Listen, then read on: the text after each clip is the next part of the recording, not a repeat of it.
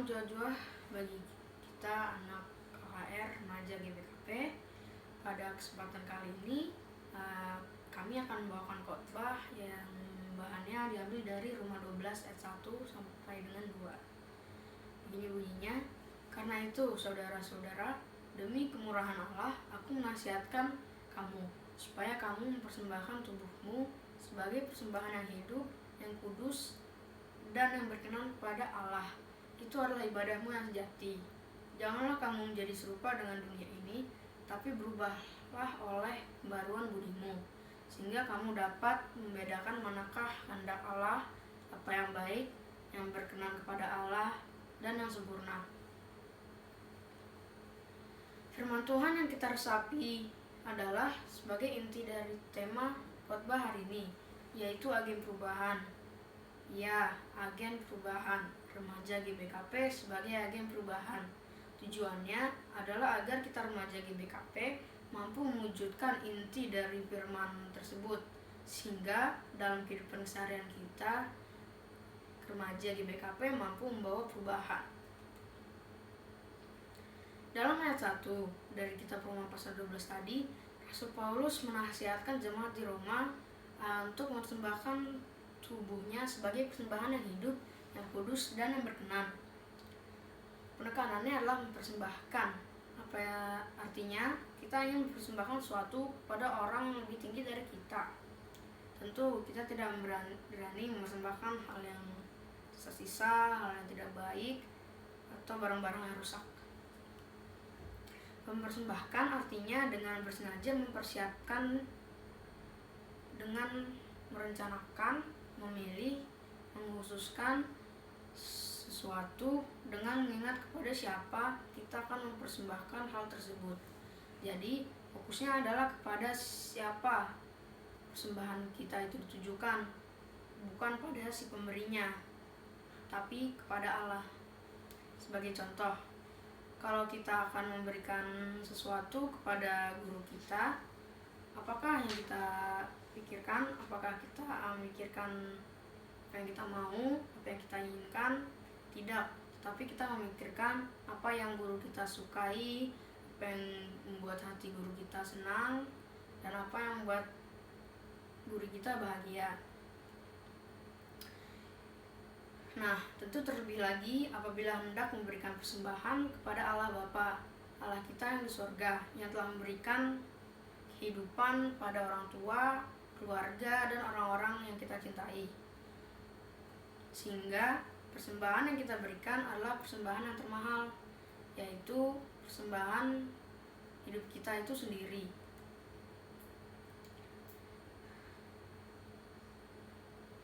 Persembahan hidup ini haruslah kudus, tak bercacat, dan berkenan kepada Allah.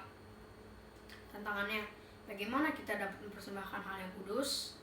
Untuk itu, mari kita lihat di ayat 2. Di ayat 2 dinyatakan bahwa kita itu tidak boleh serupa dengan dunia ini, melainkan kita harus berubah melalui dengan pembaruan budimu.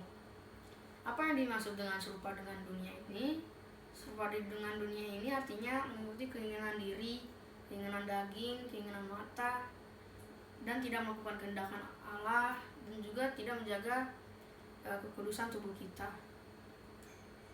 Dapat juga kita lihat dari dalam 1 Yohanes 2 ayat 16-17. Demikian. Sebab semua yang ada di dalam dunia, yaitu keinginan daging dan keinginan mata, serta keangkuhan hidup, bukanlah berasal dari Bapa, melainkan berasal dari dunia. Dan dunia ini sedang lenyap dengan keinginannya. Tapi orang yang melakukan kehendak Allah tetap hidup selamanya. Contohnya, kita mengonsumsi makanan dan minuman yang merusak tubuh. Dengan mengonsumsi makanan dan minuman tersebut, berarti kita telah merusak tubuh kita. Tubuh yang sejatinya adalah tubuh yang kudus, yang sehat, yang bersih, yang cerdas, yang cemerlang, dan sebagainya. Janganlah sekali-kali kita merusaknya dengan kita memikirkan hal yang tidak baik, mementingkan kepentingan diri sendiri dibanding kepentingan bersama. Kita menunda tugas, suka marah, suka suka menuntut hal-hal dan melawan orang tua. Semua hal tersebut itu adalah hal yang sungguh mencemari tubuh kita. Tentu tidak patut tubuh kita dicemari oleh hal itu. Nanti tidak layak lagi menjadi persembahan hidup untuk Tuhan.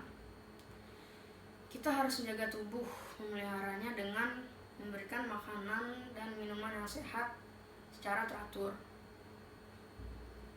Kita juga harus menjaga kebersihan, terutama dalam kondisi pandemi seperti ini. Kita harus mengikuti protokolnya dan kita harus mengajak orang lain melakukan protokol tersebut. Kita juga harus tetap peduli terhadap sesama, tetap hormat pada orang tua, saat bicara tutur katanya sopan, dan kita harus sering mengerjakan tugas dan kewajiban, dan kita juga harus taat beribadah kepada Tuhan.